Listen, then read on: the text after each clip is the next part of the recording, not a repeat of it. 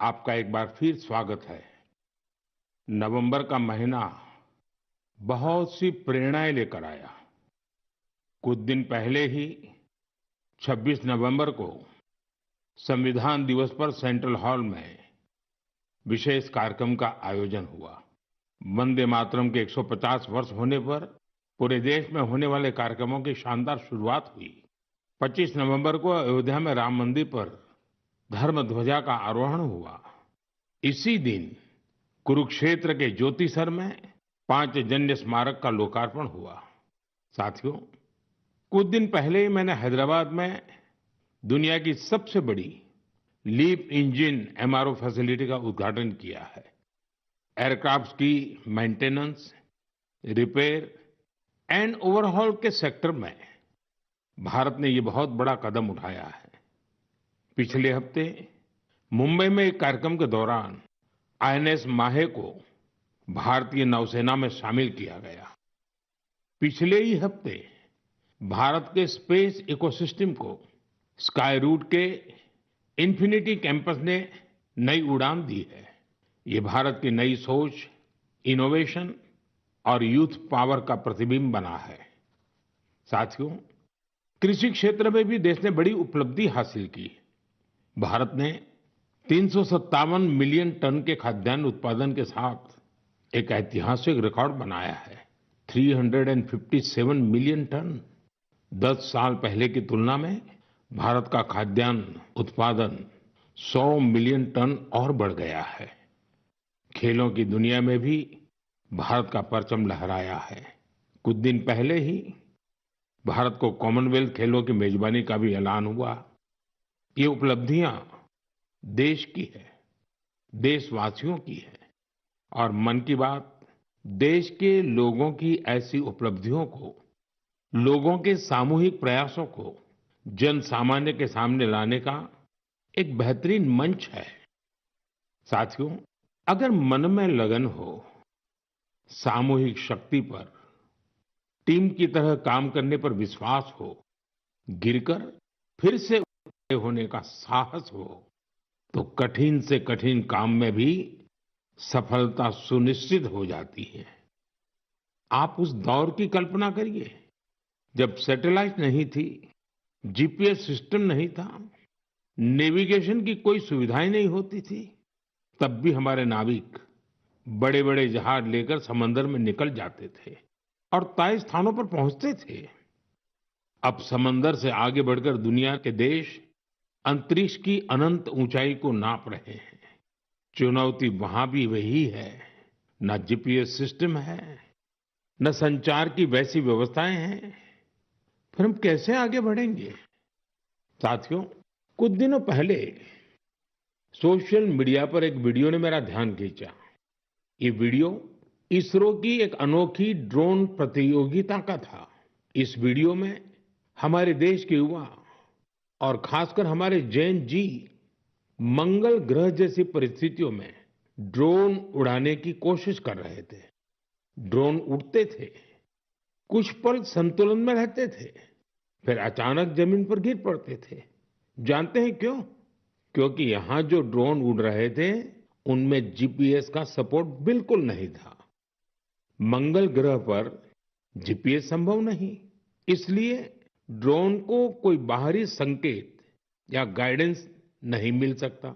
Drone को अपने कैमरे और इन बिल्ड सॉफ्टवेयर के सहारे उड़ना था। उस छोटे से ड्रोन को जमीन के पैटर्न पहचानने थे, ऊंचाई मापनी थी, बाधाएं समझनी थी और खुद ही सुरक्षित उतरने का रास्ता ढूंढना था। इसलिए ड्रोन भी एक के बाद एक गिरे जा रहे थे। साथियों, इस प्रतियोगिता में पुणे के युवाओं की एक टीम ने कुछ हद तक सफलता पाई। उनका ड्रोन भी कई बार गिरा, क्रैश हुआ, पर उन्होंने हार नहीं मानी। कई बार के प्रयास के बाद इस टीम का ड्रोन मंगल ग्रह की परिस्थिति में कुछ देर उड़ने में कामयाब रहा। साथियों, ये वीडियो देखते हुए मेरे मन में एक और दृश्य उभर आया। वो दिन जब चंद्रयान 2 संपर्क से बाहर हो गया था। उस दिन पूरा देश और खासकर वैज्ञानिक कुछ पल के लिए निराश हुए थे। लेकिन साथियों, असफलता ने उन्हें रोका नहीं। उसी दिन उन्होंने चंद्रयान-3 की सफलता की कहानी लिखनी शुरू कर दी। यही कारण है कि जब चंद्रयान-3 ने सफल लैंडिंग की, तो वो सिर्फ एक मिशन की सफलता नहीं थी, वो तो असफलता से निकलकर बनाए गए विश्वास की सफलता थी। इस वीडियो में जो युवा दिख रहे हैं, उनकी आंखों में मुझे वही चमक दिखाई दी। हर बार जब मैं हमारे युवाओं की लगन और वैज्ञानिकों के समर्पण को देखता हूं, तो मन उत्साह से भर जाता है। युवाओं की यही लगन विकसित भारत की बहुत बड़ी शक्ति है। मेरे प्यारे देशवासियों, आप सभी शहद की मिठास से जरूर परिचित होंगे, लेकिन अक्सर हमें ये नहीं पता चलता इसके पीछे कितने लोगों की मेहनत है, कितनी परंपराएं हैं और प्रकृति के साथ कितना सुंदर तालमेल है। साथियों, जम्मू कश्मीर के पहाड़ी इलाकों में वन तुलसी यानी सुलाई सुलाई के फूलों से यहाँ की मधुमक्खियां बेहद अनोखा शहद बनाती हैं। ये सफेद रंग का शहद होता है, जिसे रामबन सुलाई हनी कहा जाता है। कुछ वर्षों पहले ही रामबन सुलाई हनी को जीआई टैग मिला है।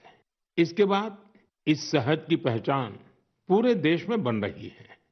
साथियों, दक्षिण कन्नड़ा जिले के पुत्तूर में वहां की वनस्पतियां शहद उत्पादन के लिए उत्कृष्ट मानी जाती हैं। यहाँ ग्रामजन्य नाम की किसान संस्था इस प्राकृतिक उपहार को नई दिशा दे रही है। ग्रामजन्य ने यहाँ एक आधुनिक प्रोसेसिंग यूनिट बनाया। लैब, बॉटलिंग, स्टोरेज और डिजिटल ट्रैकिंग जैसी सुविधाएं जोड़ी गई। अब यही शहद ब्रांडेड उत्पाद बनकर गांवों से शहरों तक पहुंच रहा है। इस प्रयास का लाभ 2,500 से अधिक किसानों को मिला है। साथियों, कर्नाटका के ही तुमकुर जिले में शिवगंगा कालिंजिया नाम की संस्था का प्रयास भी बहुत सराहनीय है। इनके द्वारा यहाँ हर सदस्य को शुरुआत में 2 बी बॉक्सेस दिए जाते हैं। ऐसा करके इस संस्था ने अनेकों किसानों को अपने अभियान से जोड़ दिया है। अब इस संस्था से जुड़े किसान मिलकर शहद निकालते हैं, बेहतरीन पैकेजिंग करते हैं और स्थानीय बाजार तक पहुंचाते हैं। इससे उन्हें लाखों की कमाई भी हो रही है। ऐसा ही एक उदाहरण नागालैंड के क्लिफ हनी हंटिंग का है।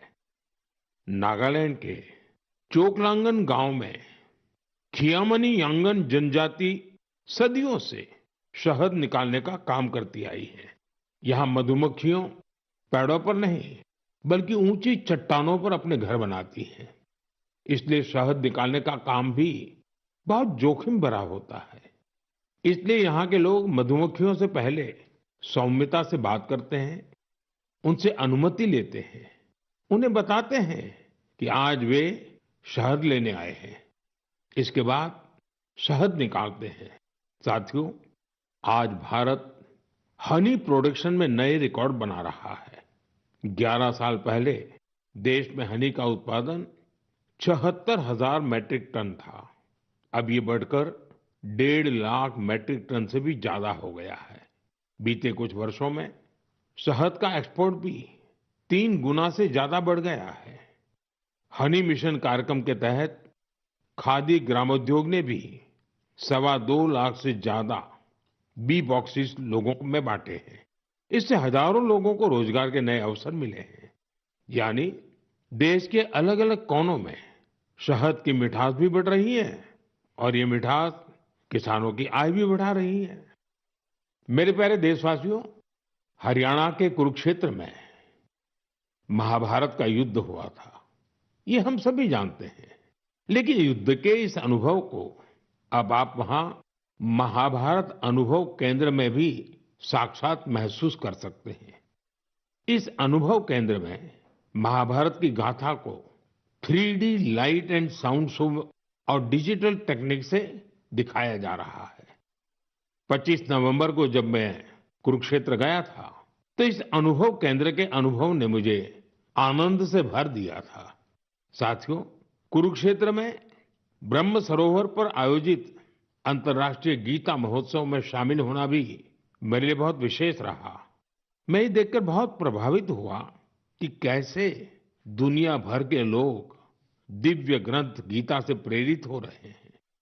इस महोत्सव में यूरोप और सेंट्रल एशिया सहित विश्व के कई देशों के लोगों की भागीदारी रही। इस महीने की शुरुआत में सऊदी अरब में पहली बार किसी सार्वजनिक मंच पर गीता की प्रस्तुति की गई है। यूरोप के लातविया में भी एक यादगार गीता महोत्सव आयोजित किया गया। इस महोत्सव में लातविया, एस्टोनिया, लिथुआनिया और अल्जीरिया के कलाकारों ने बढ़ चढ़ करके हिस्सा लिया।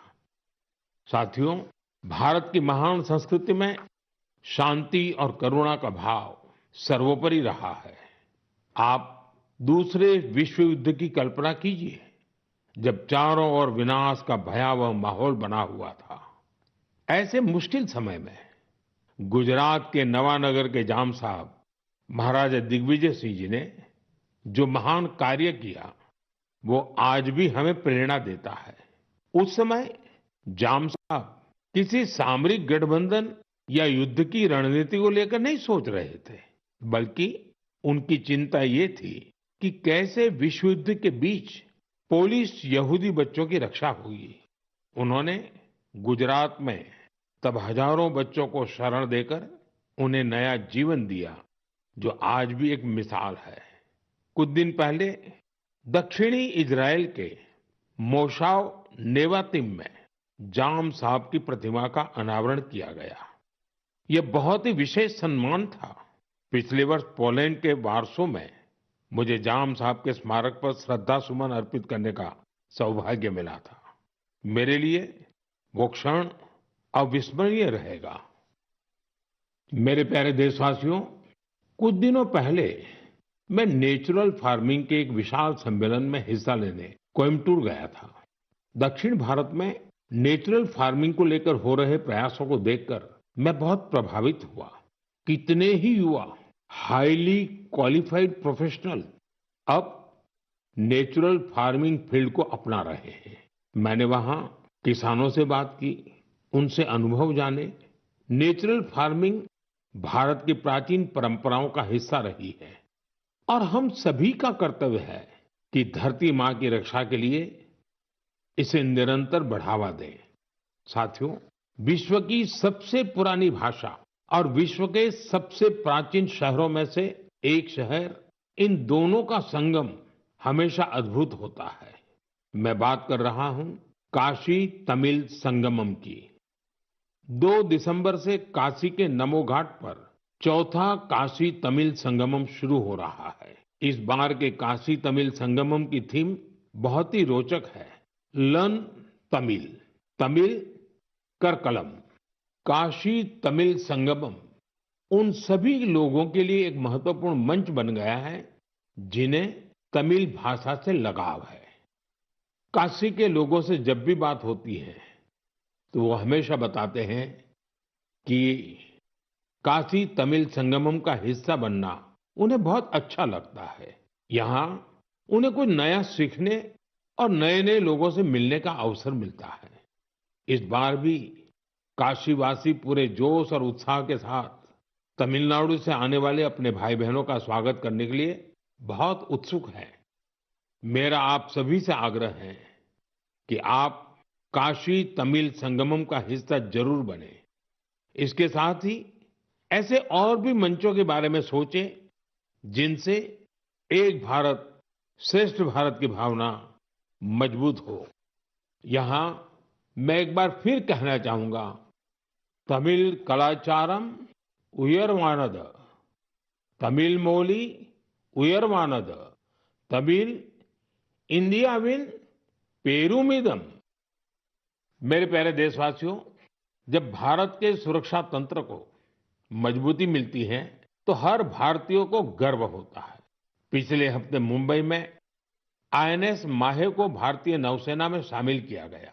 कुछ लोगों के बीच इसके स्वदेशी डिजाइन को लेकर खूब चर्चा रही।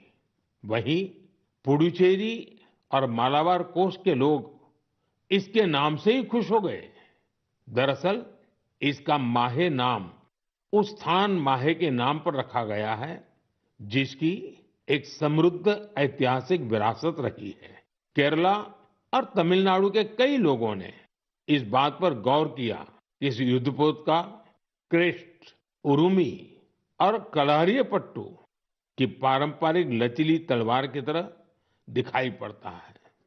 ये हम सबके लिए गर्व की बात है कि हमारी नौसेना बहुत ही तेजी से आत्मनिर्भरता की ओर कदम बढ़ा रही है। 4 दिसंबर को हम नौसेना दिवस भी मनाने जा रहे हैं। ये अवसर हमारे सैनिकों के अदम्य साहस और पराक्रम को सम्मान देने का एक खास दिन है। साथियों, जो लोग नेवी से जुड़े टूरिज्म में रुचि रखते हैं, उनके लिए हमारे देश में बहुत सी जगह हैं जहां जाकर उन्हें बहुत कुछ सीखने को मिलेगा। देश के पश्चिमी तट पर गुजरात के सोमनाथ के पास एक जिला है दीव। दीव में आईएनएस खुखरी को समर्पित खुखरी मेमोरियल एंड म्यूजियम है। वहीं गोवा में नेवल एविएशन म्यूजियम है जो एशिया में अपनी तरह का अनूठा संग्रहालय है। फोर्ट कोच्चि के आईएनएस द्रोणाचार्य में इंडियन नेवल मैरीटाइम म्यूजियम है। यहाँ हमारे देश की मैरीटाइम हिस्ट्री और इंडियन नेवी के इवोल्यूशन को देखा जा सकता है। श्री विजयपुरम, जिसे पहले पोर्ट ब्लेयर कहा जाता था, वहाँ समुद्री का नेवल मरीन म्यूजियम उस क्षेत्र के समृद्ध इतिहास को सामने लाने के लिए जाना जाता है। कारवार के रविंद्रनाथ टैगोर बीच पर वॉरशिप म्यूजियम में मिसाइलों और हथियारों की रिप्लिका रखी गई है। विशाखापट्टनम में भी एक सबमरीन, हेलीकॉप्टर और एयरक्राफ्ट म्यूजियम है जो इंडियन नेवी से जुड़ा है। मैं आप सभी से, विशेषकर मिलिट्री हिस्ट्री में रुचि रखने वाले लोगों से आग्रह करता हूं कि आप इन म्यूजियम्स को देखने जरूर जाएं। मेरे प्यारे देशवासियों, सर्दियां आ गई हैं और साथ ही सर्दियों से जुड़े टूरिज्म का भी समय आ गया है। दुनिया के कई देशों ने सर्दियों में होने वाले टूरिज्म को, विंटर टूरिज्म को अपनी अर्थव्यवस्था का बहुत बड़ा आधार बना दिया है। अनेक देशों में दुनिया के सबसे सफल विंटर फेस्टिवल और विंटर स्पोर्ट्स मॉडल है। इन देशों ने skiing, snowboarding, snow trekking, ice climbing और फैमिली स्नो पार्क्स जैसे अनुभवों को अपनी पहचान बनाया है। इन्होंने अपने विंटर फेस्टिवल्स को भी वैश्विक आकर्षण में बदला है। साथियों, हमारे देश में भी विंटर टूरिज्म की हर क्षमता मौजूद है। हमारे पास पहाड़ भी हैं, संस्कृति भी है और एडवेंचर की असीम संभावनाएं भी हैं। मुझे खुशी है, इन दिनों उत्तराखंड का विंटर टूरिज्म लोगों को बहुत आकर्षित कर रहा है। सर्दियों के मौसम में औली, मुनस्यारी, चोपटा और डेहरा जैसी जगहें खूब पॉपुलर हो रही हैं। अभी कुछ सप्ताह पहले पिथौरागढ़ जिले में 14,500 फुट से अधिक की ऊंचाई पर आदि कैलाश में राज्य की पहली high altitude ultra run marathon का आयोजन किया गया था। इसमें देश भर के 18 राज्यों से 750 से ज्यादा एथलीट्स ने हिस्सा लिया था। 60 किलोमीटर लंबी आदि कैलाश परिक्रमा रन का प्रारंभ कड़कड़ाती सर्दी में सुबह 5 बजे हुआ था। इतनी ठंड के बावजूद भी लोगों का उत्साह देखते ही बनता था। आदि कैलाश की यात्रा पर जहां 3 साल पहले तक मात्र 2000 से कम पर्यटक आते थे, अब यह संख्या भी बढ़कर 30,000 से अधिक हो गई है। साथियों, कुछ ही हफ्तों में उत्तराखंड में विंटर गेम्स का आयोजन भी होना है। देश भर के खिलाड़ी, एडवेंचर प्रेमी और खेलों से जुड़े लोग इस आयोजन को लेकर उत्साहित हैं। स्कीइंग हो या स्नोबोर्डिंग, बर्फ पर होने वाले कई खेलों की तैयारियां शुरू हो चुकी हैं। उत्तराखंड ने विंटर टूरिज्म को बढ़ाने के लिए कनेक्टिविटी और इंफ्रास्ट्रक्चर पर भी फोकस किया है। होम स्टे को लेकर नई पॉलिसी भी बनाई गई है। साथियों, सर्दियों में बेड इन इंडिया अभियान की भी अलग धूम होती है। सर्दियों की सुनहरी धूप हो, पहाड़ से उतरते कोहरे की चादर हो, डेस्टिनेशन वेडिंग के लिए पहाड़ भी अब खूब पॉपुलर हो रहे हैं। कई शादियां तो अब खास तौर पर गंगा जी के किनारे हो रही है। साथियों, सर्दियों के इन दिनों में हिमालय की वादियां एक ऐसे अनुभव का हिस्सा बन जाती हैं जो जीवन भर साथ रहता है। अगर आप इस सर्दी में कहीं जाने का विचार कर रहे हैं तो हिमालय की वादियों का विकल्प जरूर रखिएगा। साथियों, कुछ हफ्ते पहले मैं भूटान गया था। ऐसे दौरों में अलग अलग प्रकार के संवाद और चर्चाओं का अवसर मिलता है। अपनी इस यात्रा में मैंने भूटान के राजा, वर्तमान राजा के पिताजी, जो खुद भी पहले राजा रह चुके हैं, वहां के प्रधानमंत्री और अन्य लोगों से मुलाकातें की। इस दौरान हर किसी से एक बात जरूर सुनने को मिली। सभी लोग वहां बुद्धिस्ट रिलिक्स यानी भगवान बुद्ध के पवित्र अवशेष भेजे जाने को लेकर भारतवासियों का आभार जता रहे थे। मैंने जब भी यह सुना तो मेरा हृदय गर्व से भर उठा। साथियों, भगवान बुद्ध के पावन अवशेषों को लेकर कई अन्य देशों में भी ऐसा ही उत्साह देखने को मिला है। पिछले महीने ही नेशनल म्यूजियम से इन पवित्र अवशेषों को रूस के कलमिकिया ले जाया गया था। यहाँ बौद्ध धर्म का विशेष महत्व है। मुझे बताया गया कि इनके दर्शन के लिए रूस के दूर दराज से भी बहुत बड़ी संख्या में लोग वहां पहुंचे। इन पवित्र अवशेषों को मंगोलिया, वियतनाम और थाईलैंड भी ले जाया जा चुका है। हर जगह लोगों का भारी उत्साह देखने को मिला है। इनके दर्शन के लिए थाईलैंड के राजा भी पहुंचे थे। पूरे विश्व में भगवान बुद्ध के पवित्र अवशेषों के प्रति इस प्रकार का गहरा जुड़ाव देखकर मन भाव विभोर हो उठता है। यह सुनकर बहुत अच्छा लगता है कि कैसे इस तरह की कोई पहल दुनिया भर के लोगों को आपस में जोड़ने का माध्यम बन जाती है। मेरे प्यारे देशवासियों, मैं आप सभी से हमेशा वोकल फॉर लोकल के मंत्र को साथ लेकर चलने की बात करता हूं। अभी कुछ दिनों पहले G20 शिखर सम्मेलन के दौरान जब विश्व के कई नेताओं को उपहार देने की बात आई तो मैंने फिर कहा, वोकल फॉर लोकल। मैंने देशवासियों की ओर से विश्व के नेताओं को जो उपहार भेंट किए उसमें इस भावना का विशेष ध्यान रखा गया।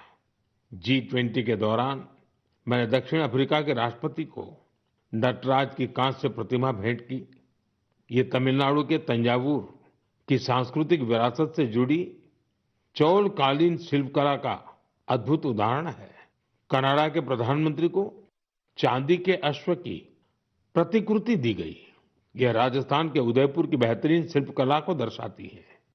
जापान के प्रधानमंत्री को चांदी की बुद्ध की प्रतिकृति भेंट की गई। इसमें तेलंगाना और करीमनगर की प्रसिद्ध सिल्वर क्राफ्ट की बारीकी का पता चलता है। इटली की प्रधानमंत्री को फूलों की आकृतियों वाला सिल्वर मिरर उपहार में दिया। ये भी करीमनगर की ही पारंपरिक धातु शिल्पकला को प्रदर्शित करता है। ऑस्ट्रेलिया के प्रधानमंत्री को मैंने ब्रास उर्ली भेंट की। ये केरला के मन्नार का एक उत्कृष्ट शिल्प है। मेरा उद्देश्य था कि दुनिया भारत के शिल्प, कला और परंपरा के बारे में जाने और हमारे कारीगरों की प्रतिभा को ग्लोबल मंच मिले। साथियों, मुझे खुशी है कि वोकल फॉर लोकल की भावना को देश के करोड़ों लोगों ने अपने जीवन का हिस्सा बना लिया है। इस साल जब आप त्योहारों की खरीदारी के लिए बाजार में गए होंगे तो एक बात आप सभी ने महसूस की होगी, लोगों की पसंद और घरों में आने वाले सामानों में एक साफ संकेत दिखाई दे रहा था कि देश स्वदेशी की ओर लौट रहा है। लोग अपने मन से भारतीय उत्पादों को चुन रहे थे। इस बदलाव को छोटे से छोटे दुकानदार ने भी महसूस किया। इस बार युवाओं ने भी वोकल फॉर लोकल अभियान को गति दी। आने वाले कुछ दिन में क्रिसमस और नए वर्ष पर खरीदारी का नया दौर शुरू होने वाला है। मैं आपको फिर याद दिलाऊंगा, वोकल फॉर लोकल का मंत्र याद रखें। खरीदें वही जो देश में बना हो, बेचे वही जिसमें किसी देशवासी की मेहनत लगी हो।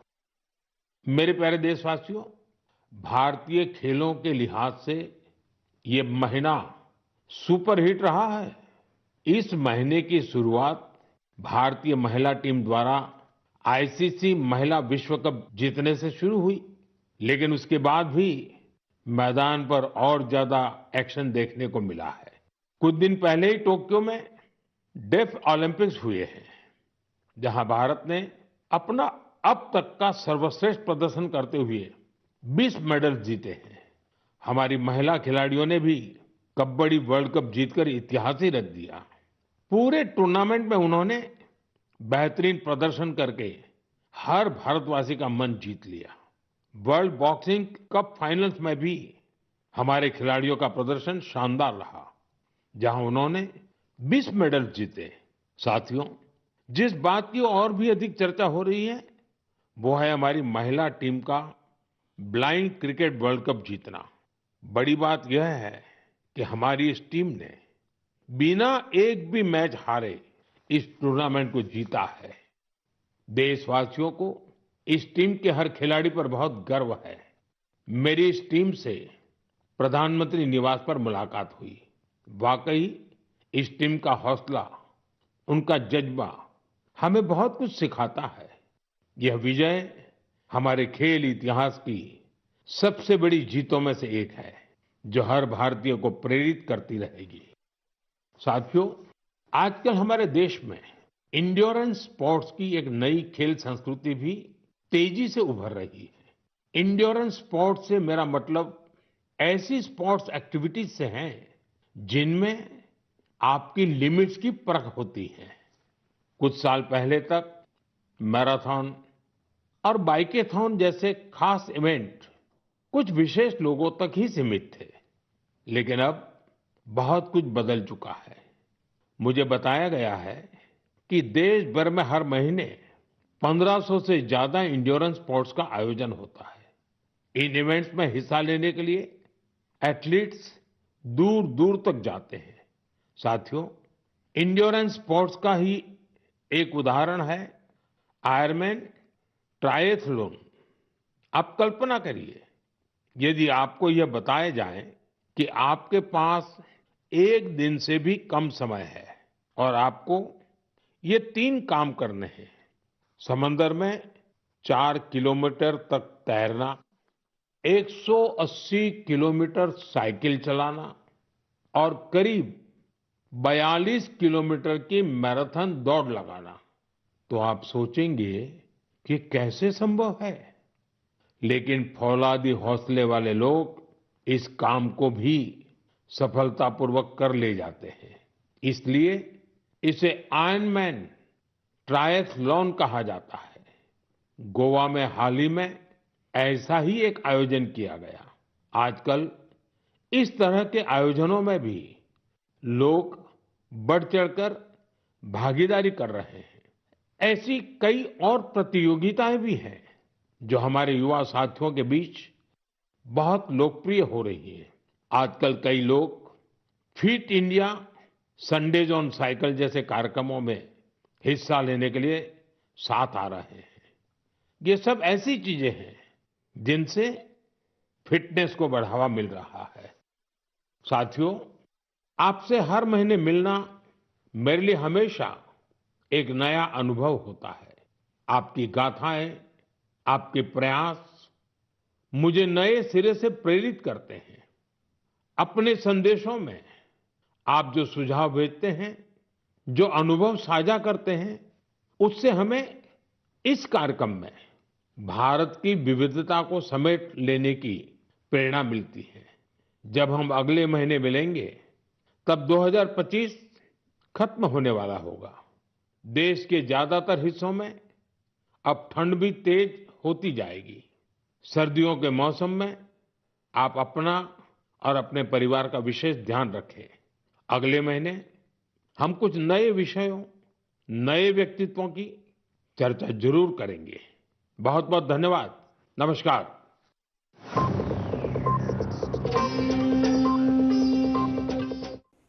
देखिए, प्रधानमंत्री मोदी को आप सुन रहे थे मन की बात करते हुए पीएम, और देखिए कई महत्वपूर्ण बातों का जिक्र पीएम ने इसमें किया। आईएनएस माहे का जिक्र भी पीएम करते हुए नजर आए। इंडियन क्रिकेट टीम जो वुमेन टीम है, जिक्र उसका भी करते हुए पीएम नजर आए, और साथ ही साथ कई महत्वपूर्ण बातें पीएम यहां पर कहते हुए नजर आए हैं। बढ़ते आगे, आपको बताएं मौलाना फजल